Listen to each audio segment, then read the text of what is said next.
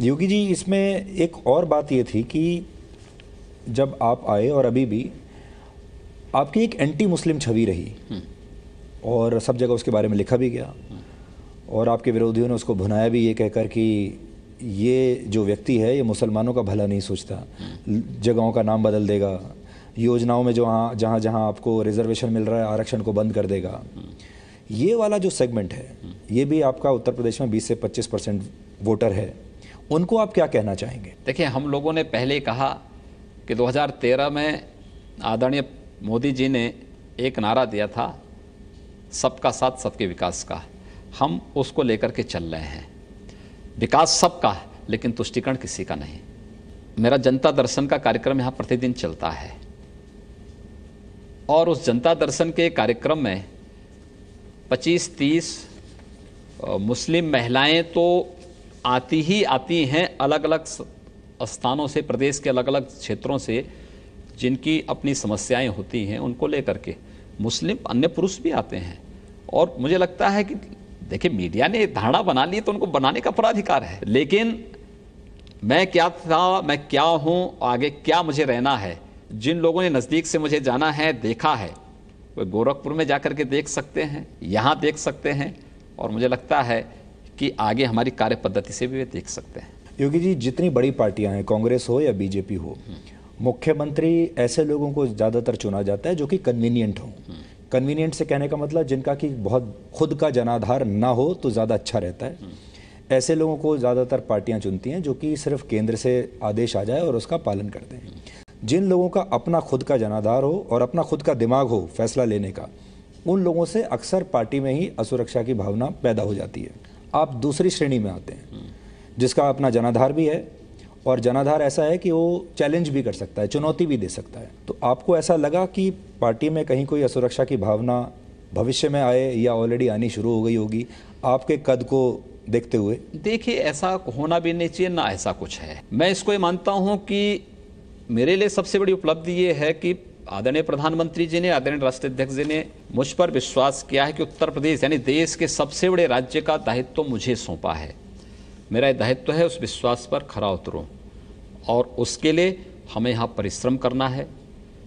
उसके लिए प्रदेश के अंदर प्रदेश के विकास को एक नई गति देनी है, प्रदेश को भ्रष्टाचार मुक्त प्रशासन देना है, प्रदेश के अंदर सुशासन स्थापित करना है, प्रदेश के अंदर प्रत्येक नागरिक को सुरक्षा प्रदान करनी है और चाहे चुनौती कितनी कठिन क्यों ना हो, हम उसको फेस करेंगे। 2019 में अब ये कहा जा रहा है कि महागठबंधन बनेगा और वो महागठबंधन आपके खिलाफ होगा, जिसमें मायावती भी आ सकती हैं, समाजवादी पार्टी भी होगी, कांग्रेस भी होगी।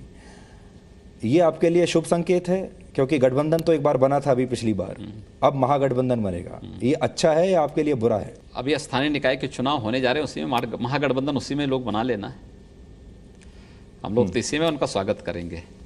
अभी तो मेरी सरकार के कार्यकाल तब तक हो सकता है 100 दिन के भी ना हो या हो सकता है 100 दिन के हों और तभी ये महागठबंधन बना लें। हम उसको फेस करने को तैयार हैं और मैं विश्वास कर सकता हूं कि ये गठबंधन कहीं टिक नहीं पाएगा। एक गठबंधन जो बनाया गया था विधानसभा चुनाव में, लोगों ने उसको नकारा है और इस महागठबंधन को भी जनता नकारेगी, क्योंकि प्रदेश की जनता इस बात को समझ चुकी है कि जाति के नाम पर परिवारवादी राजनीति करने वाले लोग, जाति के नाम पर इस देश के अंदर सेकुलरिज्म के नाम पर जातिवाद और तुष्टीकरण की राजनीति करने वाले लोगों के लिए अब कोई स्थान नहीं हो सकता है। योगी जी, बहुत सारी योजनाएं ऐसी थीं जो कि अखिलेश यादव आपके आने से पहले शुरू करके गए थे, यानी फीता काट गए थे, उनको आप जारी रखना चाहेंगे? उनका दोबारा से आप उनको विवेचना करेंगे, उनको रोक देंगे? राजनीति अपनी जगह, लेकिन प्रदेश के 22 करोड़ जनता के हित में जो होगा, दुर्भाग्य यह है कि उन्होंने कोई ऐसा कार्य नहीं किया जिसका अनुसरण सरकार कर सके। उन्होंने उद्घाटन तो कर दिया लेकिन अधूरा छोड़ा हुआ है। आप चले जाइए मेट्रो का, मेट्रो आप देखिए, उन्होंने उद्घाटन कर लिया है लेकिन मेट्रो की भी ट्रेन नहीं पहुंची है पूरी। अभी उस पर सेफ्टी कमिश्नर ने अपनी रिपोर्ट नहीं दी है। अभी उसमें बहुत सारी चीज़ें ऐसी बाकी हैं, यानी उसका किराया कल बैठ करके तय हम लोग कर रहे हैं कि कितना किराया होना चाहिए मेट्रो का, सबसे कम और सबसे अधिक कितना होगा। अब ये चीज़ें आज तय हो रही हैं लेकिन ये उद्घाटन कर रहे हैं। लखनऊ में इन्होंने एक कैंसर इंस्टीट्यूट का भी उद्घाटन किया था। मेरे पास एक दिन एक पेशेंट आया उसने कहा साहब कैंसर है और हम लोगों को कोई जगह नहीं मिल पा रही है, कहीं आप करते। तो मैंने कहा एक नया कैंसर इंस्टीट्यूट बना है, आपको वहाँ भेज देते हैं। तो पता लगा कैंसर इंस्टीट्यूट का उद्घाटन हो चुका है, लेकिन वहाँ कुछ भी नहीं है। मैंने अपने मिनिस्टर से कहा, मैंने कहा आप जाके एक बार थोड़ा देखिए क्या मामला है भाई, ये उद्घाटन हो चुका, हो सकता है चल रहा हो गया। वहाँ बेड भी नहीं थे। अन्य मशीनों की बात तो दूर है कि कीमोथेरेपी की मशीन है कि नहीं है, वहाँ पर जो है अन्य रेडियोथेरेपी है कि नहीं है, कुछ भी तो अन्य चीज़ों की सुविधाएं हैं कि नहीं है, लेकिन वहाँ पे स्टाफ है कि नहीं है, कुछ भी डॉक्टर्स हैं कि नहीं है, कुछ भी नहीं, यानी बेड भी नहीं थे। तो हमने कहा जो उद्घाटन हुआ तो कैसे हुआ, कहा वो KGMU से बेड मंगा कर रख दिए गए थे, पर उद्घाटन हो गया, उसके वापस चले गए। आप तो कई इस प्रकार की अनेक योजनाएं हैं, ऐसी अनेक योजनाएं हैं, और योजनाओं के नाम पर लूट का तो एक नया रिकॉर्ड बना है। कुछ लोगों ने उत्तर प्रदेश के पहले से ही उत्तर प्रदेश का ये विकास का जो आधार था, चीनी मिलों को बेचा, और किसी ने जो है 150 करोड़ की योजना पर 1500 करोड़ रुपए खर्च कर दे और अभी भी योजना अधूरी पड़ी हुई है। ऐसे बहुत सारी योजनाएं आपको दिखेंगी यूपी में। एक अब मैं सवाल आपसे व्यक्तिगत रूप से पूछना चाहता हूं कि आपको तो पता ही है देश में भ्रष्टाचार कैसे चलता है, उत्तर प्रदेश में भी भ्रष्टाचार होता ही होगा बड़ी बड़ी योजनाओं में, और एक काम कराने के तरीके होते हैं जुगाड़ वाले कि इतना कमीशन यहाँ दो, इतना कमीशन यहाँ दो। अब आपके साथ समस्या ये है कि आप ईमानदार छवि के व्यक्ति हैं, संत हैं, आप पैसा लेंगे नहीं। तो ऐसा वाकया अभी ये 66 दिन में आपके साथ कोई आया जहां आपने पकड़ा हो किसी को? भी कोई किसी की हिम्मत नहीं है, और हम लोगों ने सारे सिस्टम को ई टेंडरिंग्स के साथ जोड़ दिया है। एक जो चीज़ हो एकदम पारदर्शी होगा, किसी को कहने का अवसर नहीं होगा। कार्य प्रारंभ होने की तिथि और कार्य समापन की तिथि एक साथ लिखी जाएगी।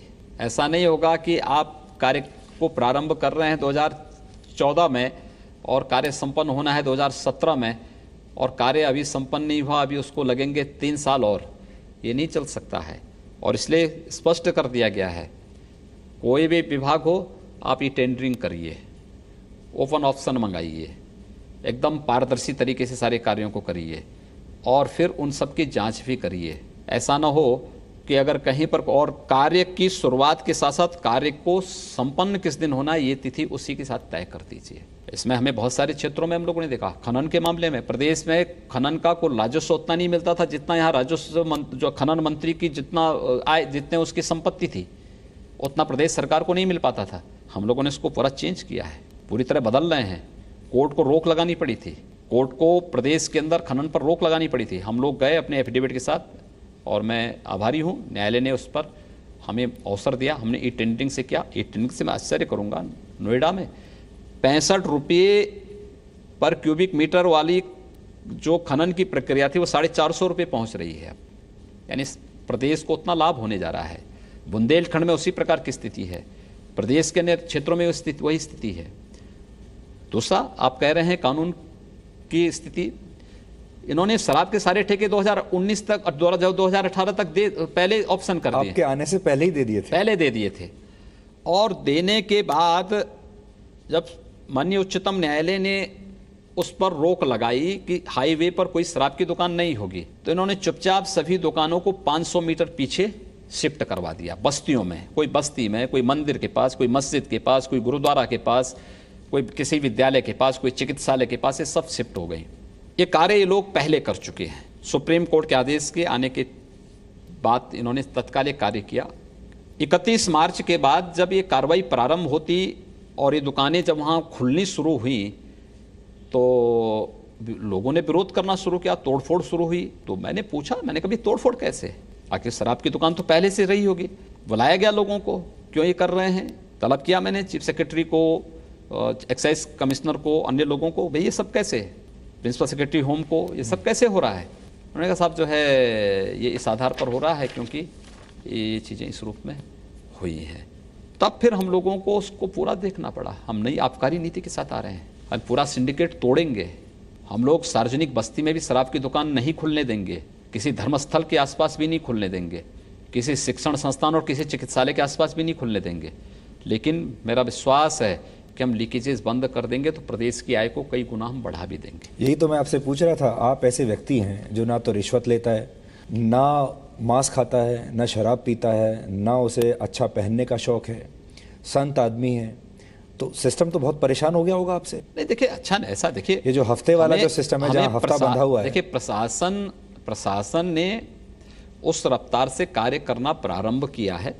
बहुत दिनों से जो चीज़ जिसमें जंग लगी हो तो उस जंग को छुड़ाने में कुछ तो समय लगेगा, तो कम से कम उस समय का इंतजार कर लीजिए।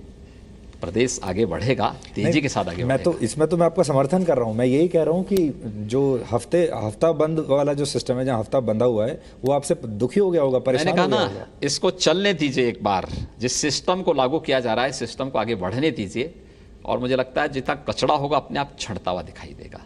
प्रदेश में वही टिक पाएगा जो स्पीड के साथ चल पाएगा, जो प्रदेश के अंदर भ्रष्टाचार मुक्त व्यवस्था को देने में सफल होगा, प्रदेश के अंदर कानून के राज को स्थापित करने में सहयोगी बन सकता है। अन्यथा अन्य लोगों के लिए कोई जगह यहाँ व्यवस्था में नहीं होगी। एक और सवाल आपसे, अंतिम 1 या 2 सवाल पूछ रहा हूँ आपसे कि आपने, और ये इसका मेरे पास सबूत नहीं है, फिर वैसे ही आपसे पूछ रहा हूँ। बहुत सारे लोग अब ये भी कहते हैं कि भविष्य में योगी आदित्यनाथ प्रधानमंत्री भी बन सकते हैं, प्राइम मिनिस्टेरियल कैंडिडेट हो सकते हैं। देखिए, मैं किसी पद का दावेदार नहीं हूँ।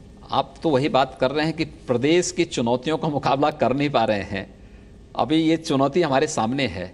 हमारे सामने दुनिया का एक सर्वश्रेष्ठ नेता आदरणीय मोदी जी हैं, और हम सबका सौभाग्य है कि संगठन के स्तर पर आदरणीय अमित शाह जी का हम लोगों को नेतृत्व मिल रहा है। हम लोग उनके नेतृत्व में ही कार्य करेंगे। अजय बिष्ट से आप योगी आदित्यनाथ हुए, फिर योगी आदित्यनाथ से मुख्यमंत्री योगी आदित्यनाथ हुए, ये 3 चरण में देख रहा हूँ। योगी आदित्यनाथ है। मैंने दीक्षा अपने पूज्य गुरुदेव से 1994 में ले ली थी, तब से मैं योगी आदित्यनाथ हूँ, आगे भी योगी आदित्यनाथ ही रहूँगा। अभी तक पूरे इंटरव्यू में आपने ये नहीं बताया कि आपके जीवन में क्या क्या बदलाव आए हैं ये 2 महीने में। देखिए, मेरे जीवन में कोई बदलाव नहीं आया है, मेरी वही दिनचर्या है। हाँ, गोरखपुर में मुझे 4 से 5 घंटे कम से कम सोने का फुर्सत मिलती थी, यहाँ वो नहीं मिल पा रहा है। दूसरा, वहाँ एक थोड़ी स्वतंत्रता थी, उस स्वतंत्रता से मैं वंचित हुआ। वो आप मिस करते हैं उस फ्रीडम को।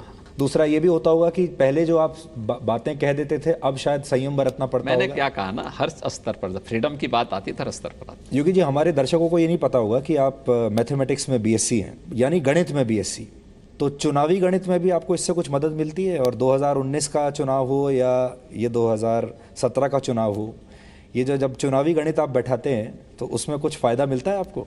गणित मेरी रुचि का विषय रहा है, लेकिन वह मुझे आकलन करने का एक अवसर दे देता है हर एक चीज़ का, और ख़ासतौर से मुख्यमंत्री के रूप में मुझे और अवसर मिला है इन सब चीज़ों को आकलन करने का, और उससे मुझे काफ़ी मदद मिली है और आगे भी और अच्छी मदद मिलेगी। तो गणित में जो बीएससी की डिग्री है वो अभी आपके काम आ रही है? क्यों नहीं कर रही? देखिए, व्यक्ति जो कुछ भी ग्रहण करता है वह कहीं ना कहीं काम जरूर आएगा।